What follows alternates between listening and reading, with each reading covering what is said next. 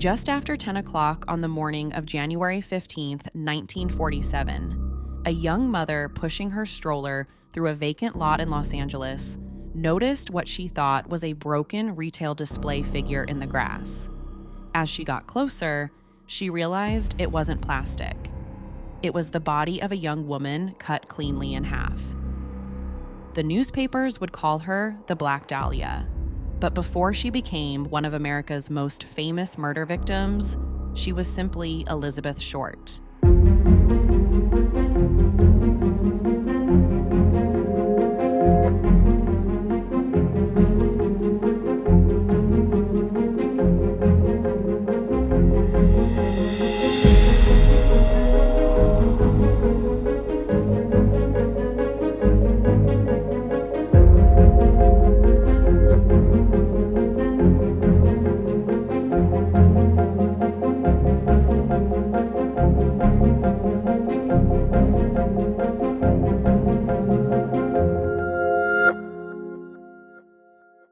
Welcome to Find My Killer, the podcast where we take a closer look at unsolved murders, suspicious deaths, and disappearances, and the victims whose stories deserve to be remembered. I'm your host, Courtney Fretwell. Each week, we'll walk through the evidence, examine the investigation, separate fact from speculation, and explore the theories that continue to keep these cases alive. Because behind every unsolved case is a person who deserves answers. This is Find My Killer. For nearly 80 years, the world has known her as the Black Dahlia. It's a name that has become synonymous with one of America's most infamous unsolved murders. But before she was a headline, a nickname, or a mystery, she was a 22-year-old woman named Elizabeth Short. Elizabeth was born on July 29, 1925, in Hyde Park, a neighborhood just outside the city of Boston. But Elizabeth and her family eventually moved to Medford, Massachusetts. Elizabeth's father, Cleo Short, made a living designing and building mini golf courses in the area. But once his business started to slow down during the height of the Great Depression in the U.S., Cleo left Elizabeth's mom and their 5 children and headed out towards California.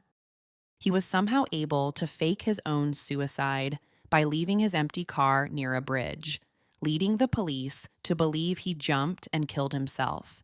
And from that moment forward, Elizabeth's mom, Phoebe, was left to fend for herself and raise 5 children on her own. Elizabeth grew up as the pretty girl. People always told her how much older she looked and how mature she was for her age. And ever since she was a little girl, she was obsessed with movies. She would tell friends that the theater and movies allowed her to escape the ordinary life that she lived, even if it was just temporary. As she got older, Elizabeth decided to move out west to California. Her father, who finally admitted to the fake suicide, had even offered her a place to stay while she looked for a job, and she eventually found work in various restaurants and theaters around town, but always thought about what it would be like to become a Hollywood star. She dreamt about becoming an actress, just like the women she admired in the movies. By the middle of 1943, Elizabeth moved out of her dad's place in Vallejo because they weren't getting along and headed south toward the city of Los Angeles. While living in Southern California, Elizabeth met an Army pilot, Lieutenant Gordon Fickling, and the two quickly fell head over heels for each other. But just as quickly as the relationship began, it ended even more quickly, with Gordon being shipped out to Europe to continue his military service. Elizabeth landed a few modeling jobs around Los Angeles, but it wasn't enough to make ends meet. So she moved back to Medford before moving in with relatives in Miami, Florida. During this time, Elizabeth dated around, but she was really looking for a guy she could marry and settle down with.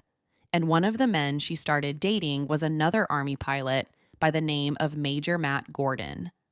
Gordon promised to marry Elizabeth and give her the life she always wanted, but that relationship ended in tragedy when he was killed while serving in India.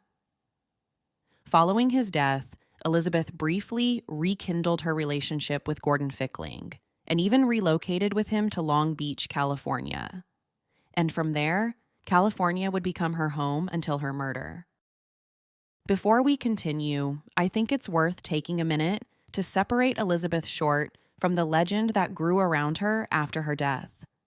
Over the years, countless books, movies, and television specials have painted Elizabeth as an aspiring movie star who lived a glamorous, dangerous Hollywood lifestyle.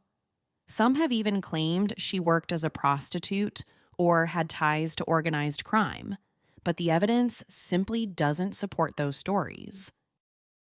Elizabeth certainly dreamed of becoming an actress, but there is no credible evidence that she ever landed acting roles beyond a few modeling jobs and working in restaurants and theaters. Friends described her as friendly, outgoing, and someone who loved dressing up, but she was also known for drifting from place to place, often relying on friends for a place to stay while she tried to figure out her next step. And then there's the nickname, the Black Dahlia. Many people assume Elizabeth was known by that name during her lifetime, but that's not actually true.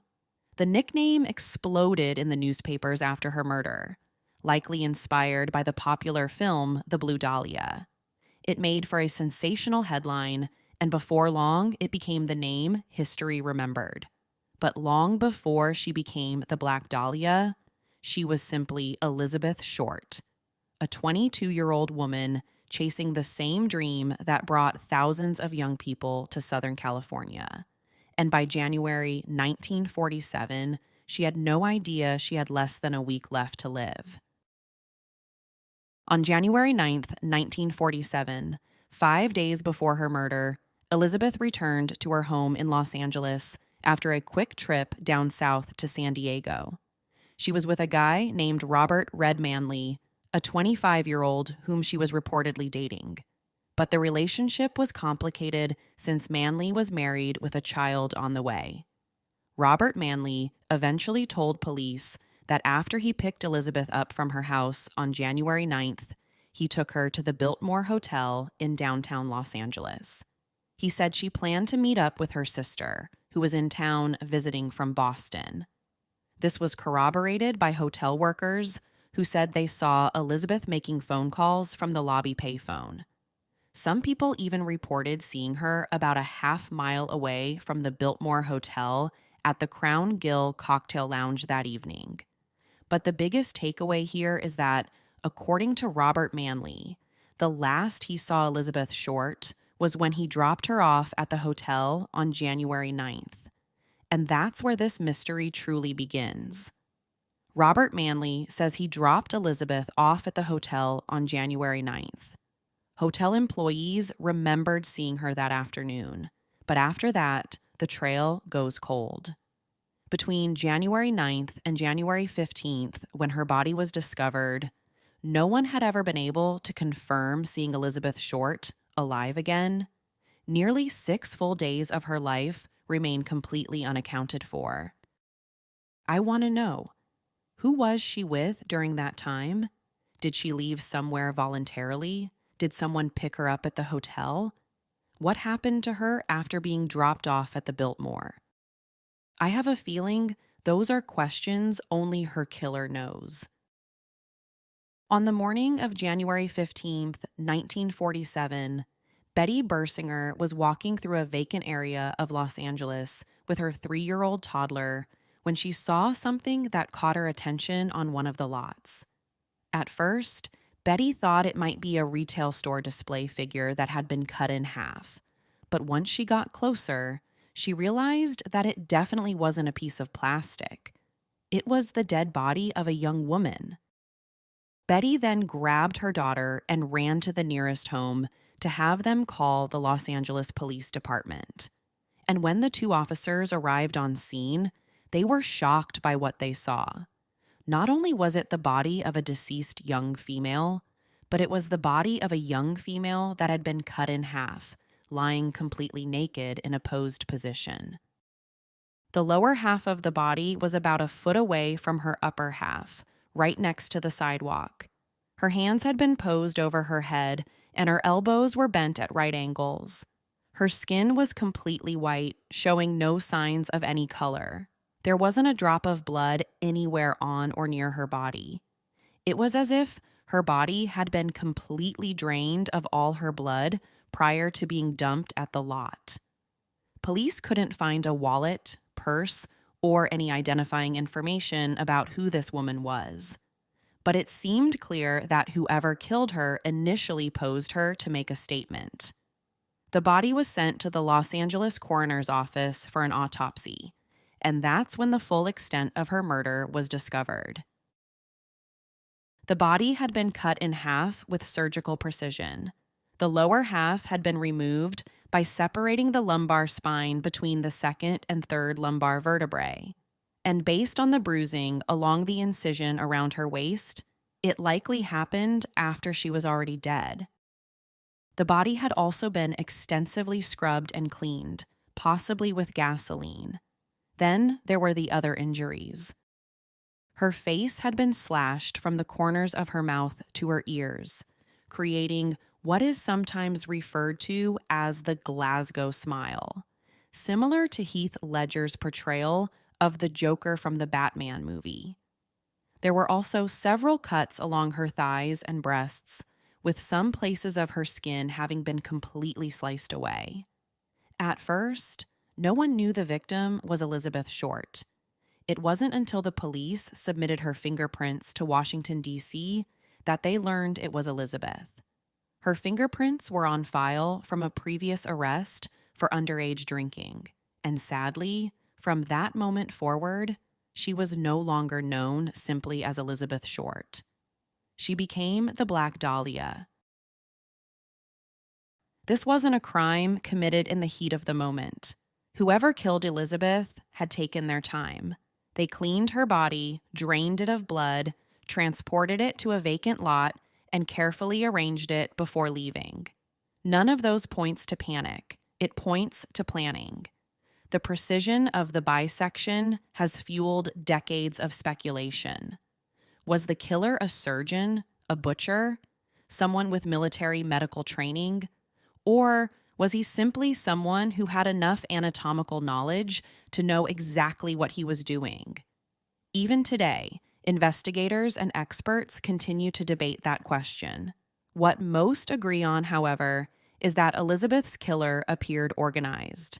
He was confident enough to move a body through Los Angeles without being seen, methodical enough to remove evidence, and bold enough to leave her in broad daylight, just feet from a sidewalk where he knew someone would eventually find her. Whoever did this didn't seem interested in hiding the crime. They wanted Elizabeth to be found. And in doing so, they created one of the most notorious murder investigations in American history.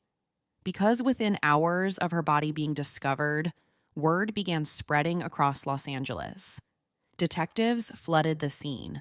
Reporters raced to get the story before anyone else.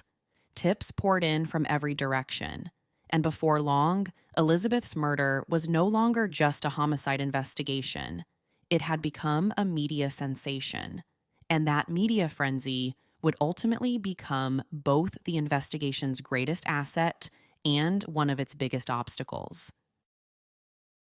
6 days later, on January 21st, a person claiming to be Elizabeth's killer placed a phone call to the office of James Richardson, the editor of the Examiner newspaper. The caller told the newspaper editor that he was responsible for killing Elizabeth Short and that he would turn himself in, but not before police would chase after him for a little bit. The caller taunted the newspaper editor and said that he would send over some, quote, souvenirs of Elizabeth very shortly, proving that he was her killer. A couple of days later, on January 24th, a suspicious envelope addressed to the Los Angeles Examiner was spotted by a U.S. postal worker. The letter was addressed with letters that had been individually cut and pasted onto the envelope, kind of like what you see in an old-school ransom letter. The front of the envelope read, "Here is Dahlia's belongings, letter to follow." Inside was Elizabeth's birth certificate, business cards, photographs, and an address book with the name of Mark Hansen embossed across the cover. The envelope had been carefully cleaned with gasoline, which was very similar to how Elizabeth's body was found. The same exact day that the envelope was received at the Examiner, a handbag and a black suede shoe were found inside a garbage can, just a short distance from where Elizabeth's body was discovered. And just like her body, and just like the mysterious envelope, the handbag and shoe had been wiped completely clean with gasoline. After discovering the address book with the name Mark Hansen on it, police immediately identified him as a possible suspect in the case. Mark Hansen was a super wealthy nightclub owner who shared several acquaintances with Elizabeth before her death. But shortly after interviewing Hansen, he was eliminated as a suspect. After the interview with Mark Hansen, the police interviewed more than 150 men over the next couple of weeks. But the one person they really wanted to talk to was Robert Manley, the man who was believed to be the last person to see Elizabeth alive. But Manley was pretty straightforward with the police and even voluntarily took a polygraph test, which he passed with flying colors, officially ruling him out as a potential suspect in the case as far as the police were concerned. At one point, 750 investigators from the Los Angeles Police Department and other surrounding police departments worked on the case to try to find Elizabeth's killer. City Councilman Lloyd David even offered a $10,000 reward, which in today's money is well over $100,000, to anyone with information about the case. But that only led to false accusations and confessions. On January 26th, a second letter arrived at the Examiner that read, "Here it is, turning in Wednesday, January 29th, 10 a.m. Had my fun at the police. Black Dahlia Avenger." The letter then described the location, date, and time at which he planned to turn himself in. So on January 29th, the date indicated in the letter, the police arrived at that very location to wait for their suspect to arrive and finally turn himself in. But seconds turn to minutes, and minutes turn to hours, and no one arrives. By 1 o'clock that afternoon, the Examiner's office received yet another letter that was created with cut and pasted letters from a magazine that read, "Have changed my mind. You would not give me a square deal. Dahlia killing was justified." The story of Elizabeth Short's murder was covered on just about every news medium that was available in the 1940s. And just like what we would expect if a similar thing happened today, the story of her death spiraled into so many different directions. News reports suggested that Elizabeth was tortured for hours before her death, which might not have been true. A lot of her injuries appeared to be post-mortem. The media also suggested that she might have been killed because she denied sexual advances from Mark Hansen, the wealthy nightclub owner. The story and news coverage of Elizabeth Short spiraled out of control.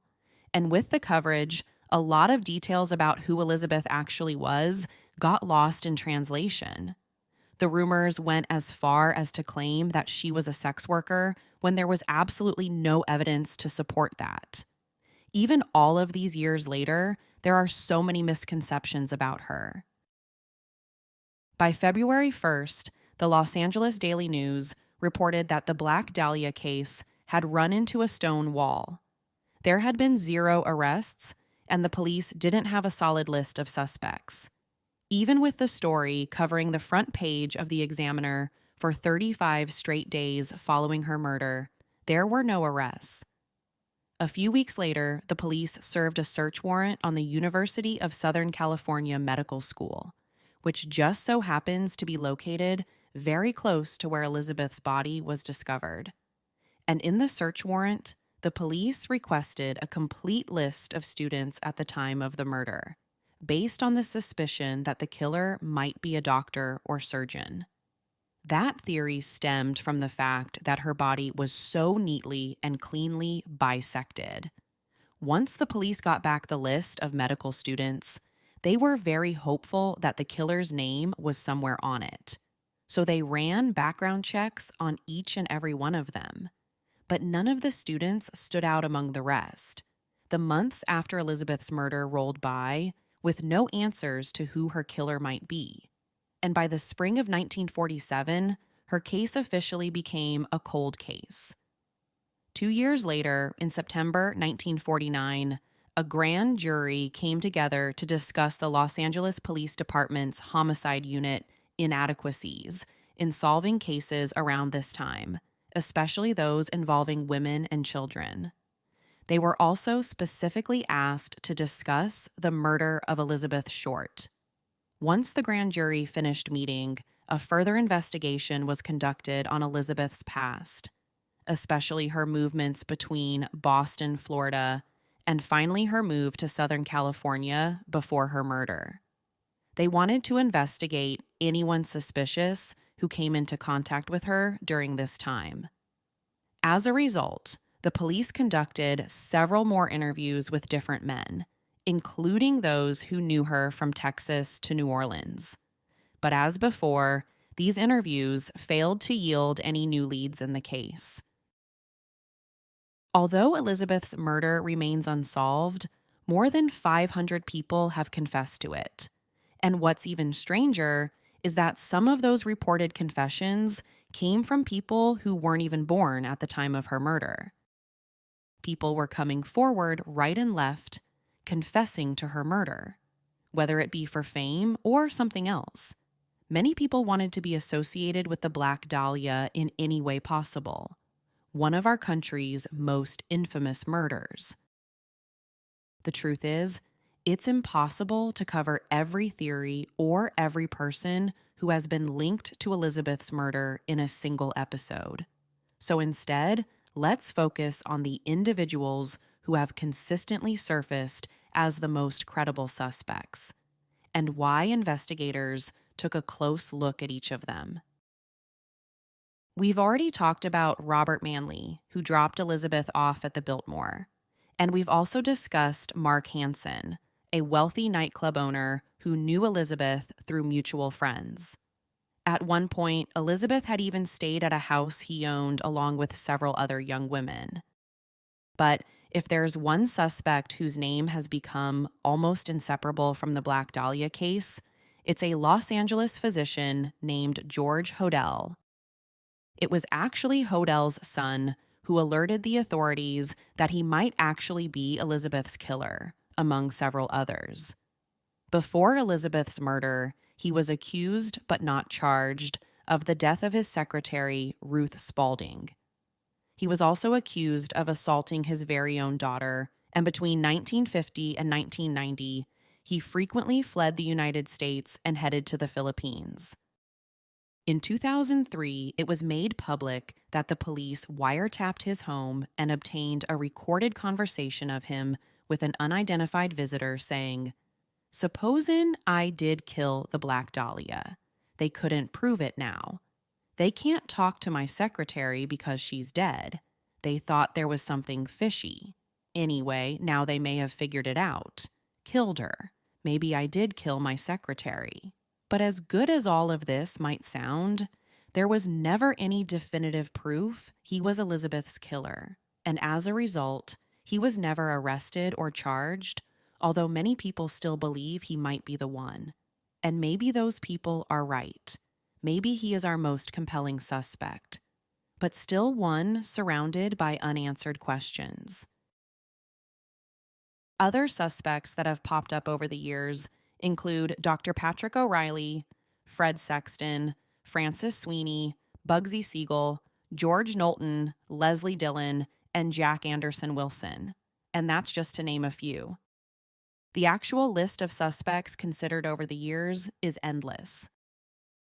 Beyond identifying the killer, I also want to know why Elizabeth Short was murdered. To try to identify a motive, several criminal profilers have looked at the case, including John Douglas, a retired FBI special agent who was also one of the department's first criminal profilers. According to him, Elizabeth's killer must have known her pretty well at the time of the murder, and most likely had some deep emotional attachment to her. He doesn't believe that this was a random act of violence or simply that Elizabeth was in the wrong place at the wrong time. He believes that the unbelievable display of violence towards her and her body indicates that the killer wanted the entire world to see Elizabeth Short for who she really was, and quite possibly all the wrongdoings he believed that she had done to him in the past. This profile explains why the killer did such horrifying things to her body and why he displayed and posed her body the way he did. And if his profile is correct, that means her killer is someone she knew.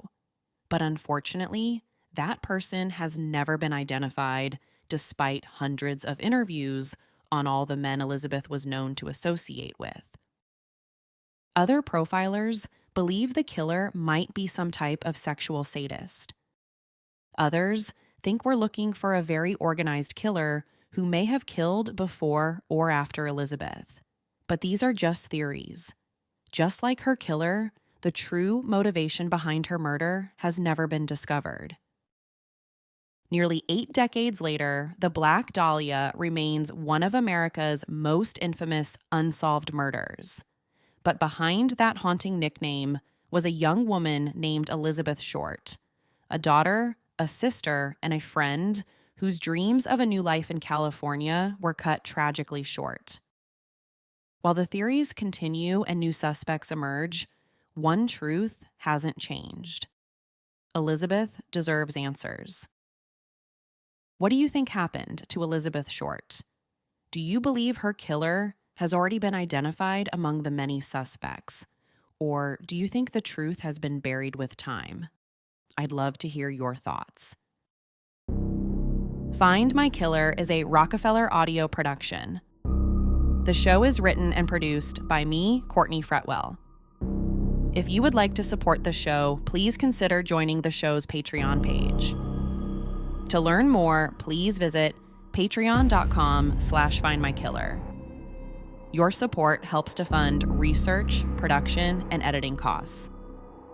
In exchange for your support, you'll get early access to ad-free episodes and, coming soon, exclusive bonus content. You can also support the show by subscribing, leaving a positive review, and telling friends and family. Thank you so much for listening. Subscribe to Find My Killer on Spotify or wherever you get your favorite shows.